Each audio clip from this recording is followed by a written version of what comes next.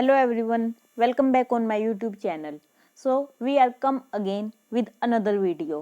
जैसा कि आपको पता ही है कि हम अपना चैप्टर 6 स्टार्ट कर चुके हैं एंड जैसा कि इस चैप्टर का नाम है इंटरनेशनल ऑर्गेनाइजेशन। तो बेसिकली हमने अभी तक जो कुछ इंटरनेशनल ऑर्गेनाइजेशंस है उनके बारे में ही पढ़ा था। तो चलिए आज का हम अपना चैप्टर स्टार्ट करते हैं और देखते हैं आज की वीडियो में हम कौन से टॉपिक को कवर करेंगे। तो बेसिकली सबसे पहले हमने इस चैप्टर का ओवरव्यू लिया था कि हम इस चैप्टर में क्या क्या पढ़ेंगे। साथ ही हमने लोगों को डिस्कस किया था कि वर्ल्ड मैप के साथ जैतून की पत्तियां हैं। एंड देन जो फर्स्ट हमारी ऑर्गेनाइजेशन थी वो थी आईएमएफ। एंड आईएमएफ के बाद हमने वो थी बेसिकली क्या थी कि रूल्स और रेगुलेशंस बनाती है, फाइनेंशियली हेल्प प्रोवाइड करती है। देन उसके बाद थी वर्ल्ड बैंक कि ये क्या करता है, किस फील्ड में काम करता है, डेवलपिंग कंट्रीज के लिए ज़्यादा काम करता है। देन उसके बाद हमने पढ़ा था WTO वर्ल्ड ट्रेड ऑर्गेनाइजेशन, जो कि वर्ल्ड का जो ट्रेड होता है उसकी रूल्स रेगुलेशंस सेट करता है।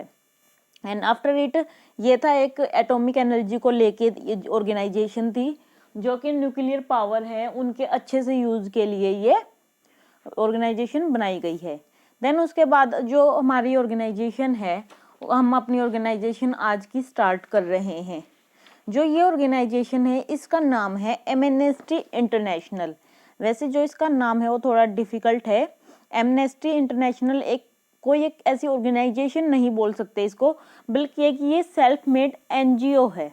यानी ये कोई ऑर्गेनाइजेशन नहीं है जो किसी ने बनाई, बल्कि एक एनजीओ है जो कि पूरे वर्ल्ड में जो ह्यूमन राइट्स है उनके लिए मूवमेंट चलाता है। इसका जो मेन मोटिव है वो कैंपेन चलाना है कि जो ह्यूमन राइट्स है उनको प्रोटेक्ट किया जाए पूरे वर्ल्ड में। और इसी के बेस पर बेसिकली ये क्या करता है, ये एक रिपोर्ट जो रिस्पेक्ट है उसको प्रमोट करता है। ये एक रिपोर्ट को प्रिपेयर करता है और उसे पब्लिश करता है जो कि ह्यूमन राइट्स पर बेस्ड होती है। और इसमें बेसिकली क्या शो करता है कि जो गवर्नमेंट के थ्रू जो मिसबिहेव किया जा रहा है, मिसकंडक्ट किया जा रहा है जो गवर्नमेंट अथॉरिटीज के थ्रू, उनको ये शो करता है। दैट्स वाई जो गवर्नमेंट है इन रिपोर्टों को रिजेक्ट कर देती है, यानी उसे एक्सेप्ट नहीं करती। ये बायस नहीं है, ये किसी भी तरह की पार्शियलिटी नहीं करता है। जो सच है ये रिपोर्ट उसी को दिखाती है, पर जो गवर्नमेंट है वो इस चीज को एक्सेप्ट नहीं करती है। देन उसके बाद जो हमारा टॉपिक है वो है ह्यूमन राइट वॉच। जैसे कि हम ये इंटरनेशनल एमनेस्टी ये थी, वैसे ही ये भी एक इंटरनेशनल ऑर्गेनाइजेशन है। और जो ये ऑर्गेनाइजेशन है ये अमेरिका की सबसे बड़ी इंटरनेशनल ऑर्गेनाइजेशन है। यानी जो कि रिसर्च करने वाला जो एक ऑर्गेनाइजेशन है जो कि सबसे बड़ी है और जो कि ये भी ह्यूमन राइट्स के लिए है। वो इंटरनेशनल लेवल पर थी, पर ये अमेरिका की सबसे बड़ी एक ऑर्गेनाइजेशन है, एनजीओ है, जो कि ह्यूमन राइट्स के लिए ये भी काम करता है।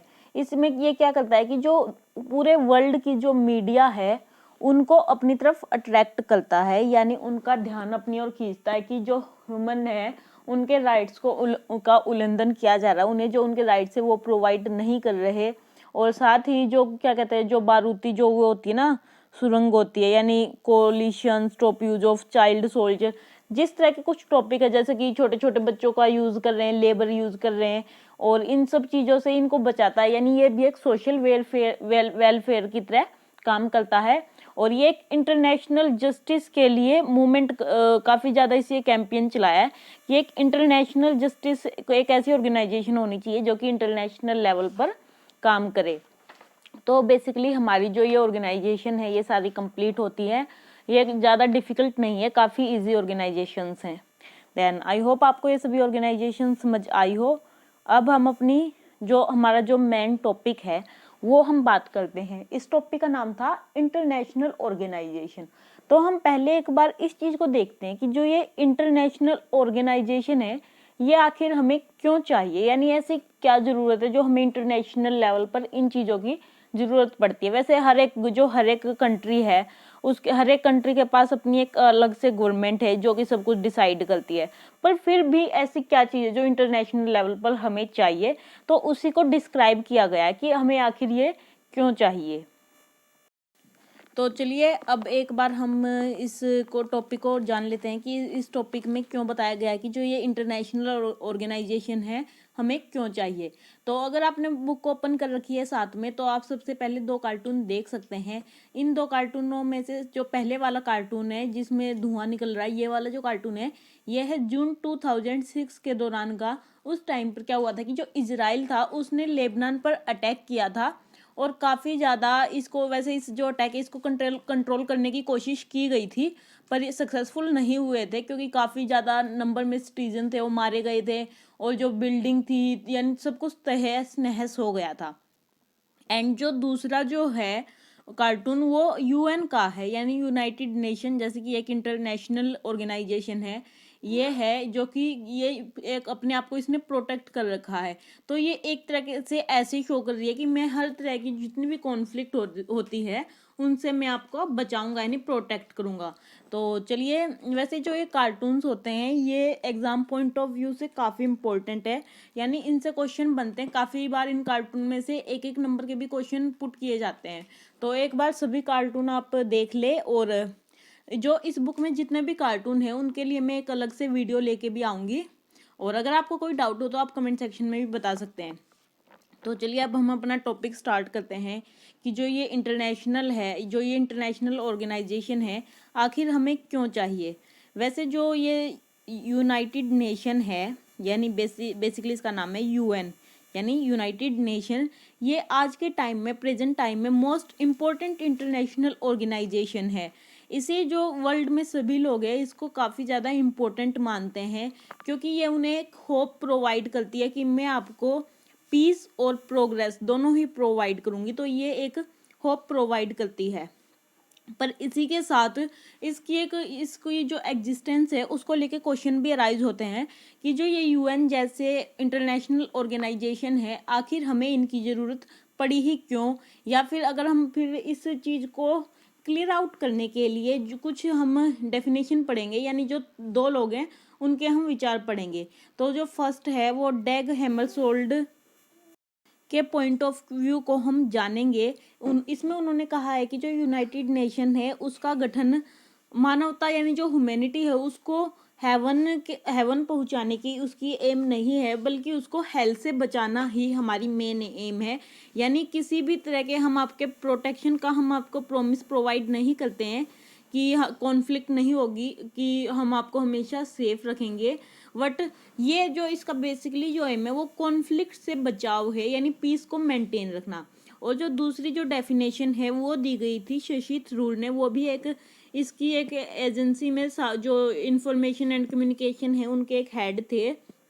तो उन्होंने इसको कहा था कि जो यूनाइटेड नेशन है ये एक ऐसी ऑर्गेनाइजेशन है, यानी एक ऐसा प्लेटफॉर्म है जहाँ पर सभी लोग डिस्कशन करते हैं, भाषण देते हैं और सभी कुछ यानी वो डिस्कस करते हैं। पर कहीं ना कहीं ये बेटर है कि आप वेपन्स और आर्मी के साथ हथियार से लड़ो, उससे अच्छा है आप अपने आर्गूमेंट से लड़ो। तो बेसिकली इसमें यही था। एंड इन जो ये दोनों आर्गूमेंट हैं इनसे कहीं ना कहीं ये क्लियर हो गया है कि जो ये इंटरनेशनल ऑर्गेनाइजेशन है ये ज़रूरी नहीं है कि इसके पास हर यानी जो प्रॉब्लम है उसका सॉल्यूशन हो, पर फिर भी ये हमें कुछ एरिया ऐसे हैं जैसे पीस एंड कॉरपोरेशन जिनमें हमें हेल्प प्रोवाइड करती है। और इनकी जो मेन एम है वो एक या इसके मेंबर स्टेट है उनकी लाइफस्टाइल को बेटर करना ही इसकी मेन एम है। तो बेसिकली क्या है कि कुछ देश जो होते हैं, कुछ कंट्रीज होती है, उनके बीच में काफ़ी मनमुटाव और झगड़े हो जाते हैं, लेकिन इसका मतलब यह नहीं है कि हर झगड़े को लेकर आप वॉर करो, या फिर कोई भी इशू होता है उसको कम्युनिकेशन के थ्रू सॉल्व किया जा सकता है, यानी पीसफुली हम हर चीज़ का सॉल्यूशन निकाल सकते हैं। तो इसमें क्या होता है कि जो काफ़ी ज़्यादा इशू होते हैं यानी झगड़े होते हैं उनके लिए ये कम्युनिकेशन का एक वे प्रोवाइड करते हैं, यानी एक इंटरमीडिएट की जो रोल है वो प्ले करता है। जो ये इंटरनेशनल ऑर्गेनाइजेशन है ये काफ़ी इम्पोर्टेंट रोल प्ले करती हैं पीस को इंक्रीज करने में, यानी पीस को बढ़ावा देने में।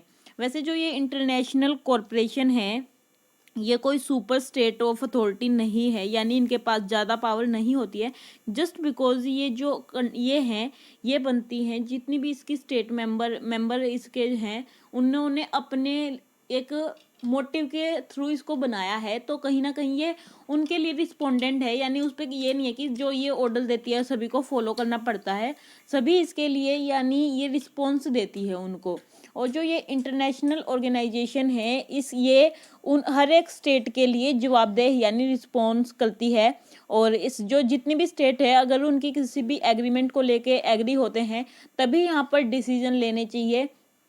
और ऐसे जो ये इस तरह की जो ऑर्गेनाइजेशन है ये काफ़ी ज़्यादा हेल्पफुल हैं, तो इसलिए इनको कायम रखना यानी इन्हें कंटिन्यू रखना काफ़ी ज़्यादा इम्पोर्टेंट है, ताकि एक ऐसे जो कंट्री है उसका डेवलपमेंट हो सके जहाँ पर सभी को इक्वली चांस मिले और जो जितनी भी जो कंडीशन है यानी जो रिसोर्स है और जो फाइट है उनको पीसफुली तरीके से सॉल्व किया जा सके। जो इंटरनेशनल ऑर्गेनाइजेशन है वो एक अलग तरीके से भी हमारी जो है वो हेल्प करती है, यानी ये कुछ ऐसा यानी कुछ टॉपिक ऐसे हो जाते हैं जिनसे कोई एक सिंगल कंट्री सॉल्व नहीं कर सकती, जैसे कि लाइक एक डिसीज़ है। अब हम जैसे अगर करंट का एग्जांपल ले तो कोविड है, कोविड की जो सिचुएशन है उसका जो अफेक्ट है वो ना कि सिर्फ जैसे माना जाता है कि चाइना से स्टार्ट हुआ था, तो ऐसा नहीं है कि ये सिर्फ चाइना में ही रहा, इसका जो अफेक्ट है वो होल वर्ल्ड पर देखा गया। और जब सभी कंट्रीज मिलकर आकर उन्होंने इनिशिएटिव लिए तभी इस पर कंट्रोल किया गया। एंड बेसिकली जो ये था इसमें क्या किया गया था कि कोविड के लिए सभी जो जितनी कंट्री थी उन्होंने लॉकडाउन लगाया और यानी काफ़ी उन्होंने तरीके यूज़ किए जिससे उन्होंने मिलकर इस सिचुएशन को कंट्रोल किया। तो ऐसे ही कुछ ऐसे इशू हो जाते हैं जिनसे हम सिंगल नहीं निपट सकते हैं, उनके लिए हमें एक दूसरे की हेल्प करनी ही पड़ती है। और जो दूसरा एग्जाम्पल हम लेंगे वो है global warming. Basically global warming क्या है कि जब जो इंडस्ट्रियल जो होता है कि वेस्ट होता है, कार्बन क्लोरोफोल जो भी है, इससे रसायनों का जो केमिकल्स है उनका फैलाव ज़्यादा होता है और इतना टेम्परेचर इतना ज़्यादा रेज हो जाता है कि जो वाटर है वो अपने लेवल से ऊपर उठ जाता है और जिन कंट्रीज़ की कोस्टल बाउंड्री लगती है वे उन्हें डूबने का खतरा रहता है। तो ये जो ग्लोबल वार्मिंग जैसी प्रॉब्लम है इनसे तभी हम इनको ख़त्म कर सकते हैं जब सभी कंट्री आए और इनिशिएटिव ले। जैसे कि जो ये बड़े बड़े शहर होते हैं, बड़ी बड़ी डेवलप्ड कंट्री होते हैं, उन्होंने काफ़ी ज़्यादा लेवल पर इन्वायरमेंट को पोल्यूट किया है, तो ये सभी जो ये इशू हैं सभी मिलकर इनका सॉल्यूशन ढूंढ सकते हैं।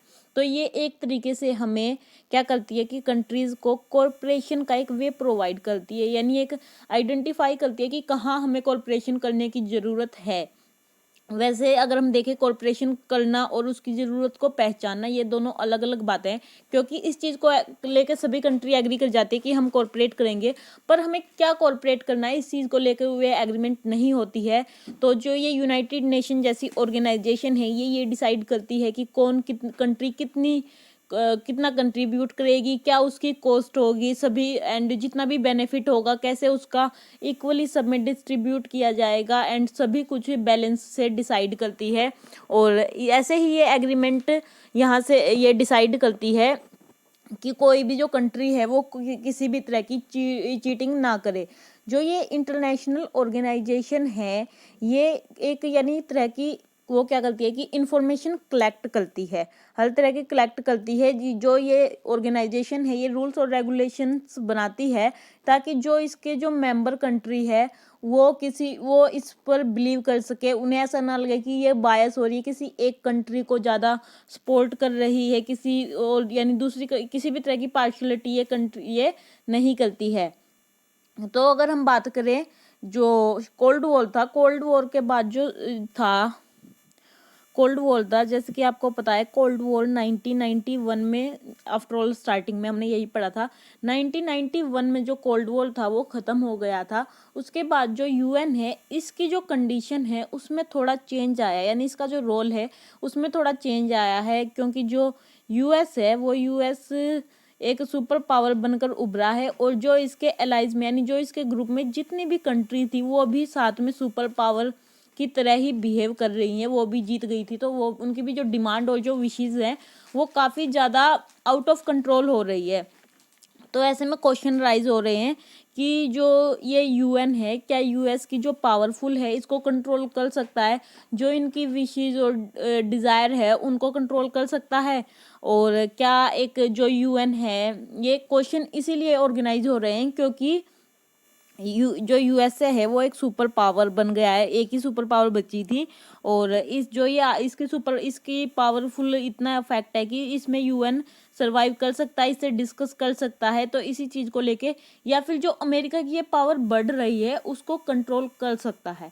तो ऐसे जो ये क्वेश्चन है इनके आंसर भी हमें इसी चैप्टर में मिलेंगे कि जो यूएन है उसका अमेरिका के साथ और अमेरिका को कंट्रोल करने के लिए क्या कर रहा है, या फिर अमेरिका की इतनी पावर ज़्यादा इन्फ्लुएंस हो रही है उसमें यूएन का क्या रोल है। ये सभी जो हमारे क्वेश्चन है वो हमें इसी चैप्टर में मिल जाएंगे। एंड आई होप आपको ये जो चैप्टर है ये समझ आ रहा हो।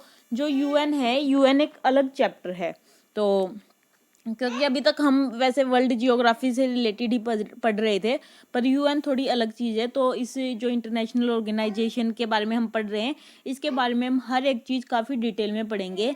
तो प्लीज़ ऐसे ही वीडियो के साथ बने रहें और चैनल को सब्सक्राइब करें, साथ ही अपने दोस्तों के साथ भी शेयर करें ताकि उन्हें भी कुछ हेल्प मिले।